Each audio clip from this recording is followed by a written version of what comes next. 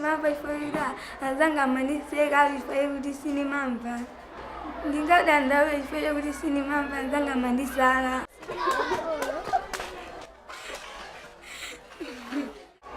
Na vaine zanga ngona kuti namba kumva.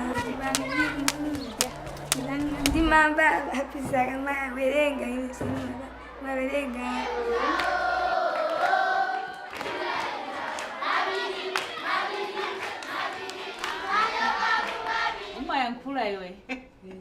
As an audiologist, I feel so great to see someone doing well after getting the services that I do provide.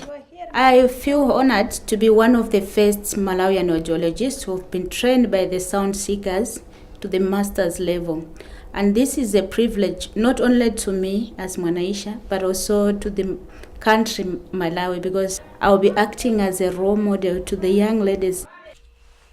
So Sound Seekers funded me and sponsored me to do my master's in audiology. And they are the ones that built the clinic that I'm working now as part of Malawi and also helping people who have hearing loss in Africa. Girls with a hearing loss, it's really hard for them to have good life in Malawi. They don't have that confidence that, okay, I'm going to be someone in the future just because of this disability that they have.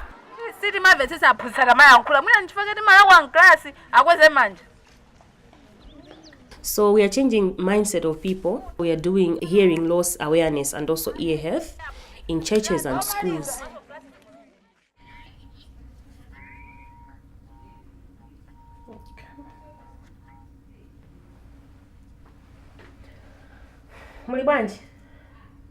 Mulibwanji.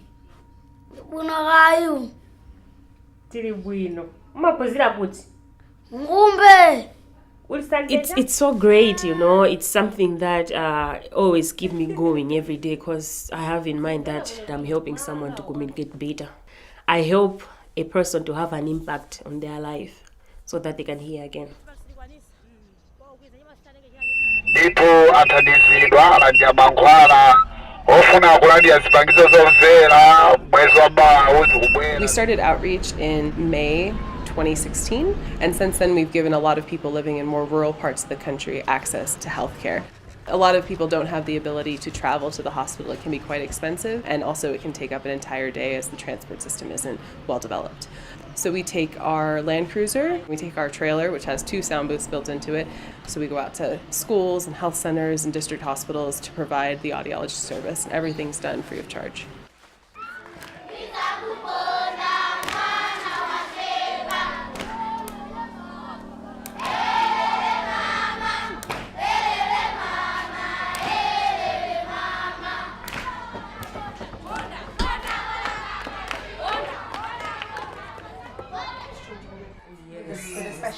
Really, and to make them feel that they're part of.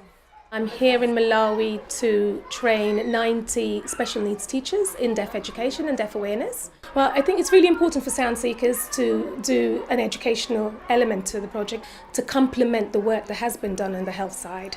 And so it's nice now that they'll be able to continue to see the impact of the children being fitted with hearing aids and follow them through into schools and support them so that it works hand in hand together with what they have been doing in the clinic.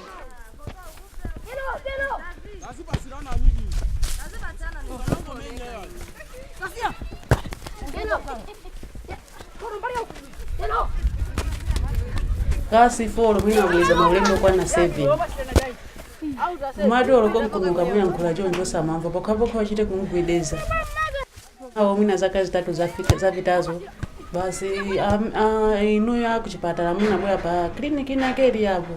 Ndanango mulembesera soti anthu nesini nkaziwa kuti siku lako tayada kukwinzi yakubwera mupite. Ndeti nazabwa ndakumanda bamba mmagwa nako nkujeje. Anduza maendedwe andisira transport mpo munambo kulimikizana ndino. Ni mamva bwino ko basi fuka nthawi sana ambe kuti akuvala zimene zizi. Amata mwina nzake so amamusala ndithu kuti wosamva yosamacheze ndife. Ndezo zona neso zimanipasa maganizo kuti mwana yeye azisadikwa jonji. Ndakafuna kukuza nkhani amatenga cholembera alembe ine ndiwerenge. Ndene maona kuti ndekuti ataphunzira uyu payekhaza chitabu. ndiye bora panopo mene akuvala izi zimaoneka ngati kobola mtenderebe ulomi mu mtima ndimaupeza.